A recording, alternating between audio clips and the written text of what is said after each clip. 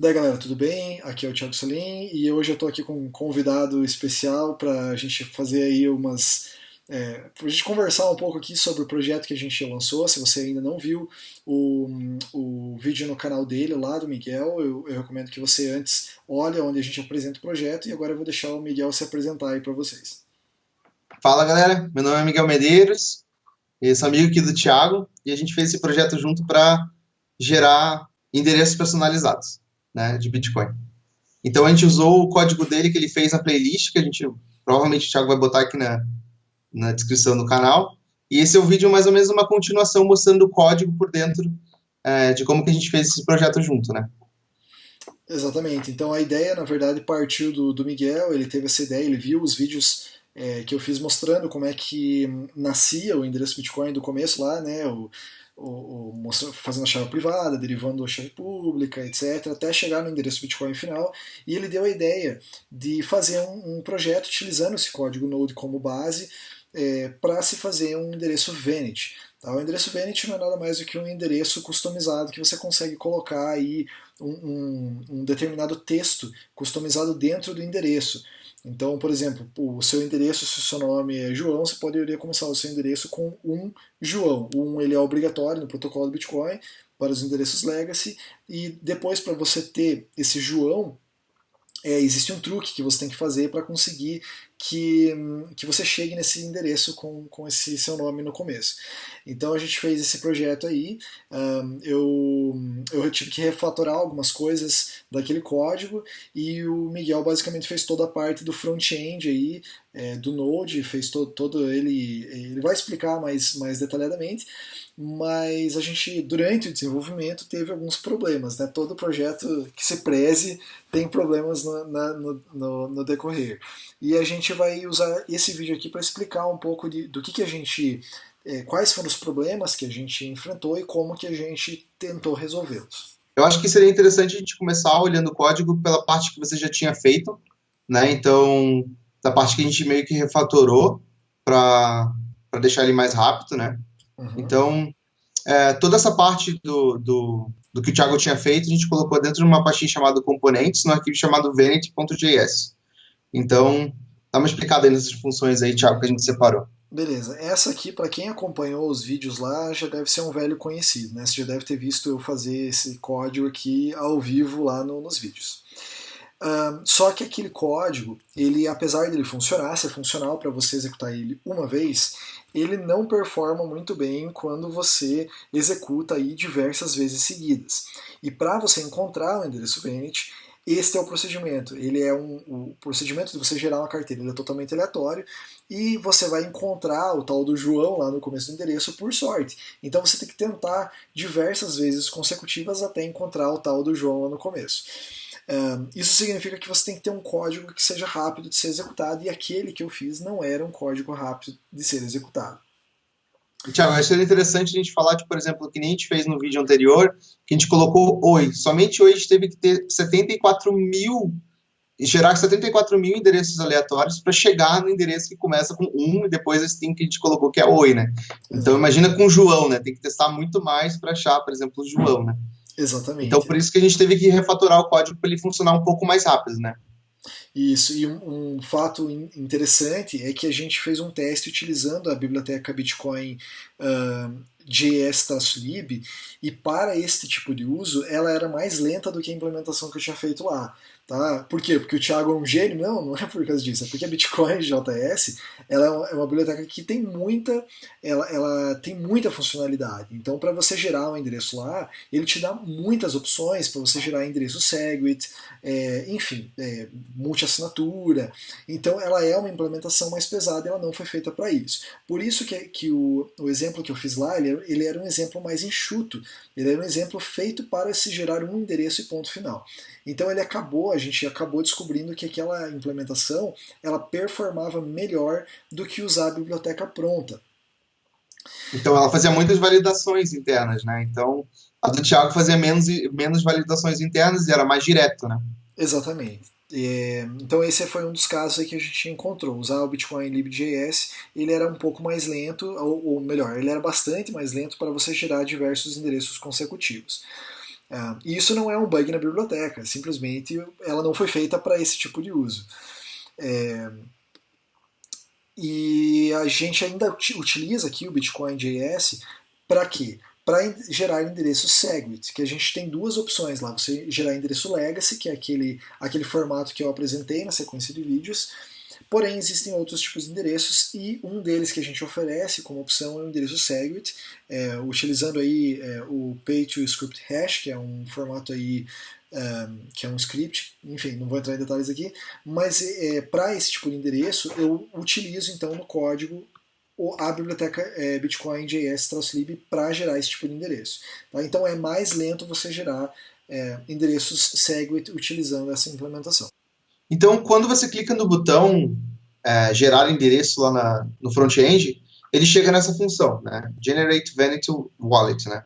Então, daí ele verifica se ele vai gerar um endereço SegWit, aí daí ele vai para essa função chamada Generate Vanity Wallet Bitcoin JS, ou se não, ele gera nessa outra função, né? Que é Generate Vanity Wallet Custom, né?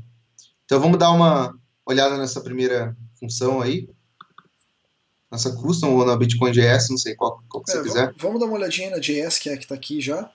Bom, o que ela vai fazer? Eu acho que não vale a pena a gente entrar em detalhes do que está fazendo, mas fazer um apanhado geral do que ela está fazendo. Ele vai primeiramente pegar as opções que você colocou lá na interface, né, vai descobrir se a localização desse string está no começo ou está no final, se você colocou case sensitive. Exatamente. Enfim, isso aqui a gente usa só para agilizar o processo de validação. A gente transforma string, independente da opção que você selecionou, ele vai transformar string aí para uppercase, ou seja, em caixa alta, para a gente poder fazer validações dentro desse laço grande, que é onde acontece a mágica. Tá? Nesse laço grande aqui, nesse while true, que ele vai ficar aqui eternamente testando, ele basicamente vai ficar chamando, ele vai gerar uma chave privada aqui, ele vai gerar um par, na verdade, de endereços, e vai gerar um endereço para você correspondente e vai fazer o quê? Ele vai testar para ver se o endereço que ele checou é igual àquele endereço que a gente está recebendo, ou melhor, ele vai verificar se aquele endereço, ou aquele conjunto de palavras ou conjunto de letras que você colocou na interface, se ele está dentro do endereço que foi gerado. Tá? E ele faz isso através desta função checkmatch. Exatamente. Você percebe aí que ele passa todos os parâmetros, sabe? Endereço, se ele começa ou termina a frase, se ele é case sensitive, tudo mais, né? Então você passa todos esses parâmetros para essa função e ele diz, achou ou não achou? Então ele joga na função found, e daí se ele achou, ele dá um bipzinho e coloca lá no console para você ver no seu back-end o número de tentativas que ele minerou de endereços até chegar no seu endereço vanity que você tinha escolhido, né? E exatamente, retorna tudo isso para o front-end, né? E aqui você pode ver que a gente está retornando o if, que é aquele formato que a gente representa a chave privada. Tá? Então a chave privada vai estar dentro desse formato if aqui e ele vai retornar isso lá para a interface, que é o que o Miguel usa para depois poder gerar o QR Code lá na interface para o usuário. Exatamente. Então isso no caso de endereços SegWit, né? E se não for um endereço SegWit, ele vai para outra função, né? Que é aquela função que vocês conheceram na playlist do Thiago. Então dá uma olhada naquela. Aí ele vai entrar aqui, então. A gente deixou ela toda dividida em funções para poder reaproveitar o código. Então, o máximo que deu para a gente otimizar, a gente otimizou. Aqui ele vai fazer o mesmo processo, ele vai verificar se o usuário lá na interface pediu a localização da string no começo ou no final, se é case sensitive, e daí aqui a gente também vai colocar em uppercase para poder fazer a validação. Depois desse ponto, o que ele vai fazer? Ele vai entrar num loop grande aqui para ficar testando até que ele encontre o endereço que começa com a query, tá? com aquele texto que você digitou na interface. E ele vai utilizar a mesma função aqui, checkmatch, exatamente da mesma forma. A diferença aqui é que ele vai, em vez de utilizar a Bitcoin JS, -lib, ele vai utilizar a implementação lá dos vídeos da playlist. Então, é basicamente essas duas funções aqui. Esta aqui é a primeira, Então, get Bitcoin Wallet, ele vai gerar a chave privada utilizando uma função chamada random bytes. Esta é uma função que ela é uma função que, em tese, ela é criptograficamente segura, tá? A gente teve várias discussões sobre isso. Nossa! Muitas discussões sobre o true random, né? Se ele é realmente verdadeiro, se não é. Exatamente. Enfim, aí a gente parou algumas horas nessa função aí, né, Thiago? Exato, porque aqui ele é um ponto que poderia gerar um problema de segurança. Se você gera uma chave privada viciada, uma outra pessoa consegue gerar a mesma chave. Então a gente precisava ter certeza que a gente estava usando aí um CSPRNG, um negócio assim que é um gerador de números aleatórios, pseudo-aleatórios, criptograficamente seguro, tá? Para você poder usar em criptografia. Então a gente chegou na conclusão que esse random bytes que é utilizado dentro do Node, ele é esse tipo de gerador. Tá? O true random, você dificilmente vai conseguir ele dentro de um computador, mas geralmente a gente utiliza esse eu sempre esqueço essa sigla, Cryptographically Secure, CSPRNG, eu vou deixar aí embaixo, depois vocês dão uma olhada. E exatamente esta função é a mesma que é usada dentro da Bitcoin JS-lib. Tá? Eles usam lá também para gerar endereços. Então, por isso que a gente está usando aqui também. Então, a gente até tinha percebido que no Linux, se você mexesse o mouse, olha só que loucura, né? Se você mexesse o mouse, ele gerava endereços um pouco mais rápidos, porque ele randomizava mais rápido. Ele usava o movimento do mouse mais rápido para randomizar os números, né? Então, e a mesma coisa que no Windows, não sei se era no Windows ou era no Mac, não me lembro agora, que ele usava os pacotes de rede também. Então, se você fazia download de alguma coisa, ele randomizava, usava essa função, ficava um pouco mais rápido, você gerava os endereços um pouco mais rápido, né? Exato. No Linux a gente tem um arquivo que ele é uma fonte de entropia aí, que é o /dev/urandom. Esse é um gerador seguro criptográfico e ele utiliza diversas fontes para poder gerar números aleatórios criptograficamente seguros.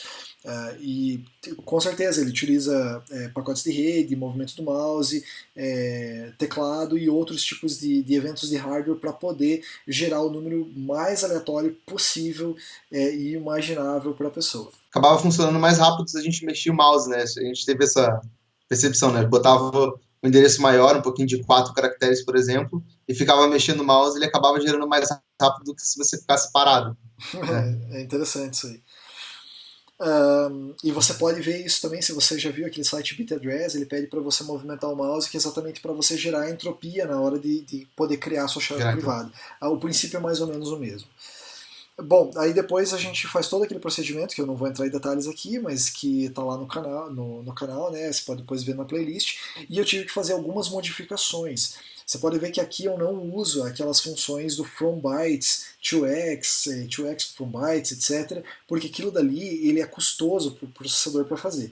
Então aqui eu trabalho diretamente com bytes para tentar deixar o processo mais enxuto possível e mais rápido possível. E aí essa função ela vai retornar o quê? Um endereço público e uma chave privada.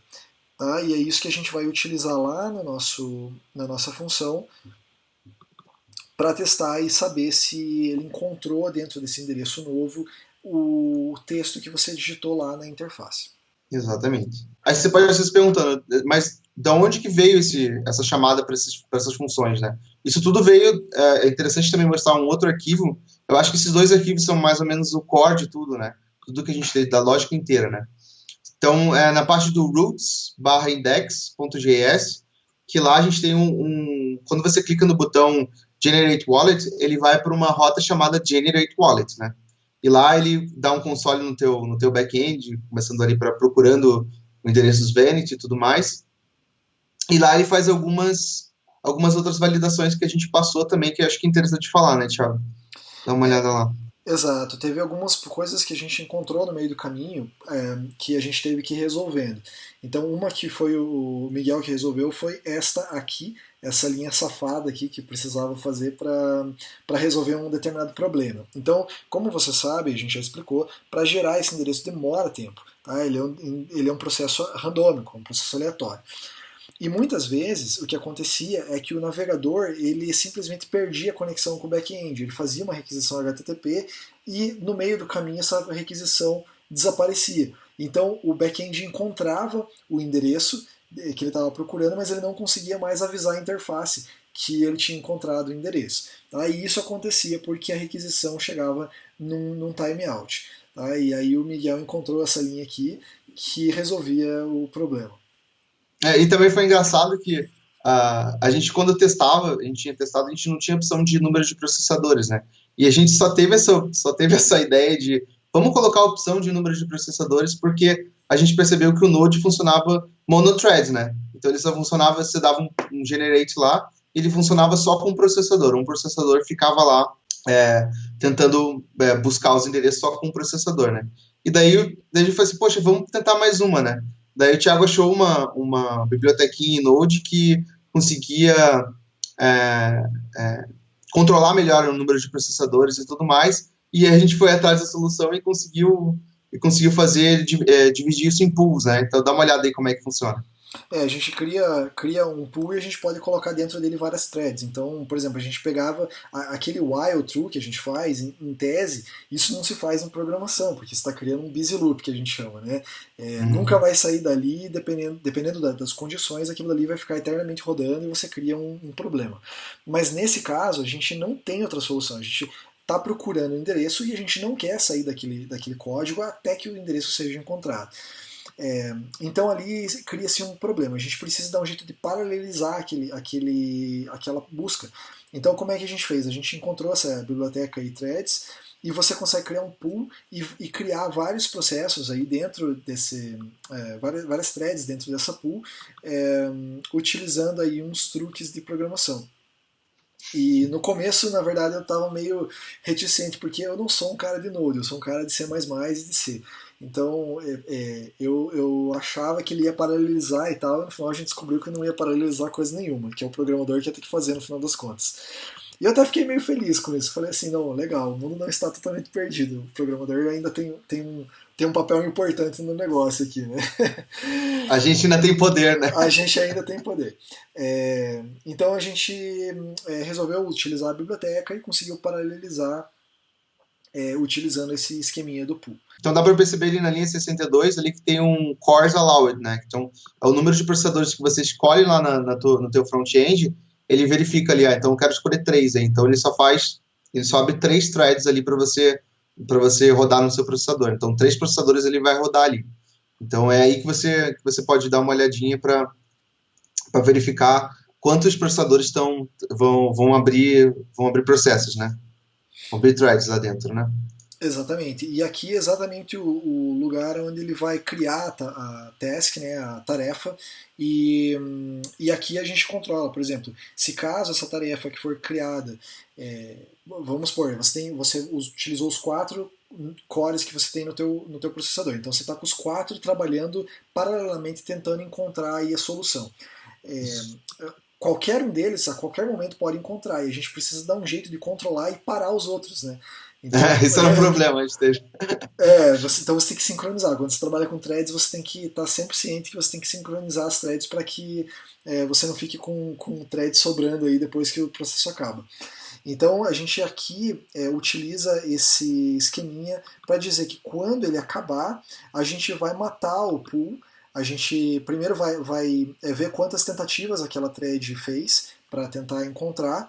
A gente vai salvar isso e vai notificar a interface da resposta, vai dizer, opa, encontramos o endereço, e depois a gente vai matar o pool, dizendo assim, pode matar todas as tarefas, todos os threads que estavam rodando, porque o endereço que estava sendo procurado já foi encontrado.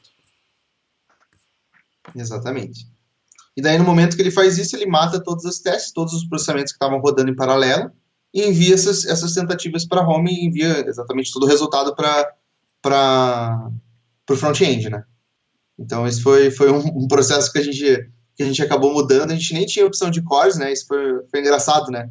Como a gente teve esse problema, a gente viu que o Node só tinha um core rodando, um processador só rodando para encontrar, a gente falou assim, nossa, a gente poderia otimizar ainda mais o processo, né? Então a gente chegou a conversar sobre isso, foi uma coisa que a gente chegou assim, poxa, vamos tentar ver se tem alguma solução, e foi essa solução que a gente encontrou, né? Também é legal, é interessante, porque depois que a gente terminou, eu me lembro que o Thiago veio falar assim, poxa, mas e se a gente abrir 2 telas do front-end, né? e mandar rodar dois endereços ao mesmo tempo, né? Então, a gente também chegou à conclusão de que a gente tinha que matar, quando dá um generate lá, a gente tinha que matar a pool que tivesse existente, né? E aí a gente conseguiu fazer isso. Depois, se você quiser fazer o teste, abrir dois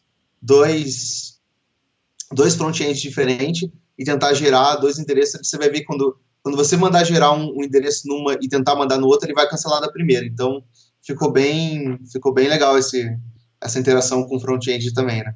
A gente até chegou a considerar fazer as duas abas independentes e cada uma conseguir realmente procurar o endereço, mas aí você pensa assim, qual que seria a motivação de uma pessoa fazer isso? Porque na verdade você quando está procurando, você já vai estar jogando no processador o máximo, né? Você vai querer encontrar o mais rápido possível o endereço. Então não faz muito sentido você procurar dois endereços ao mesmo tempo. Se você está procurando dois ao mesmo tempo, você está reduzindo a probabilidade de encontrar em 50% cada um. Então, na verdade, você procurar dois ao mesmo tempo e você procurar um e depois procurar o outro, a probabilidade de encontrar, o tempo de pesquisa vai ser exatamente o mesmo. Então Exatamente. não valia a pena. A gente falou, não, vamos fazer do jeito simples e vamos fazer com que só um possa ser pesquisado no back-end. Dá para fazer? Dá para fazer, só que teria que alterar o código e deixar os dois independentes. Mas a gente achou que nesse momento inicial não valia a pena. Bom. Então, tem mais a última rota que a gente tem para falar aí das rotas, que esse é um arquivo bem importante do código, é o do cancelar, né? Então, quando você está processando, quando você mandou gerar o endereço, você vai ver que vai ter um botãozinho vermelho de cancelar o processo, né? Então, quando você clica no cancelar, ele vem para essa rota de cancel wallet, e aí dá um kill na sua pool de threads, né? Que você tinha criado quando você clicou no gerar. Então, ele passa para o back-end uma linha lá escrito cancel process, lá em vermelho, e mata todos os threads, né? E depois ele tem ele manda a resposta do cancelar para o front-end de novo. Então, é basicamente isso, né? Exatamente, acho que a gente fez um overview aí do back-end, pelo menos, né?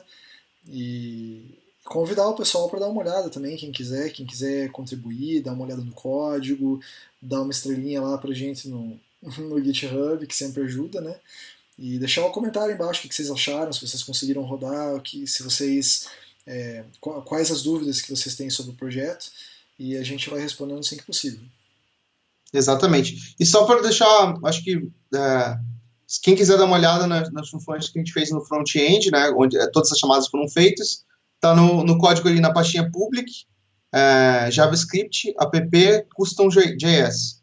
Então lá nesse arquivo estão todas as funções do front-end, tudo que a gente de copiar do clipboard, tudo de criar os QR codes, então tudo está aí dentro, né? E só para dar uma dica, quem quiser contribuir, sempre que você for fazer alguma alteração nesse código, lembrar de rodar o gulp, né, Thiago? Então, se você for ver no sexto passo lá do vanaugen.io, lá, né, no site do projeto, a gente explicou como é que faz para rodar o gulp. Então, o gulp, o que ele faz? Ele compila todos esses JavaScripts e o CSS também, né, no caso. Então, se você for fazer alguma alteração na parte do front-end, se lembra de usar o gulp que ele vai te ajudar a automatizar essas tarefas de CSS e JavaScript, né? Então, só isso. Tem só uma coisa que é legal de dizer, é que o gulp, por exemplo, no Windows você roda só direto o gulp. Se ele está instalado no teu computador, talvez você só precise digitar gulp assim, só que no meu não tá, por exemplo, então tem um truque para você fazer Exato. isso. Você pode fazer um node modules, aí você dá um gulp, aí um bin, e daí dá um gulp.js. É um chunchão aqui para você acessar direto o gulp, mas aí ele roda. Tá? Se você tentar simplesmente digitar gulp e não funcionar, você pode rodar dessa forma como eu estou colocando, que funciona tanto no Mac quanto no Windows. E aquilo já está agora rodando. Exatamente. Aí toda vez que você salvar alguma coisa, se fizer alguma alteração no front-end, ele já vai compilar tudo para você e já vai estar tudo bonitinho, tá? Então é só essa última dica aí. Se gostou, deixa um like aí, dá um fork no projeto, ajuda com algum pull request lá se você quiser. E é isso aí, né, Thiago? Isso aí, foi muito legal fazer esse projeto, espero que outros venham, né, se a gente conseguir aí. A gente acabou se encontrando aqui pelos nossos canais, então eu acho que a gente o trabalho que você está fazendo lá no teu canal é muito legal. Acho que o pessoal tem que se inscrever lá. Quem não está inscrito, que se inscreva no canal do Miguel. O Miguel é um cara, ele é um cara tímido, ele é um cara humilde aí, e eu quero que mais gente se inscreva lá porque o conteúdo que ele produz é bem legal. Então fica aqui a dica para vocês. Valeu, gente. Então, é isso aí. Se quiser, se inscreve lá no meu canal, deixa o joinha, manda um comentário lá que eu vou gostar. Meu canal tá meio parado, assim, porque depois que o Thiago começou, eu meio que desisti do meu, porque eu falei, putz, esse cara tem que continuar, porque ele é muito melhor e tal. Ele faz um conteúdo, ele é bem mais didático que eu, sou meio. Não gosto de falar muito com a câmera, assim. Então, eu meio que terceirizei isso pra ele, mas eu vou tentar fazer mais uns vídeos lá. Então, é isso aí, velho. Tchau. Que fique bem claro que eu discordo das suas afirmações, mas enfim, não vamos ficar rasgando seda um pro outro aqui, que daí fica feio na internet. Então é isso aí, gente. Um abraço para vocês, se inscrevam no canal do Miguel e se vocês tiverem alguma sugestão, bota nos comentários. Um abraço. Até mais. Falou.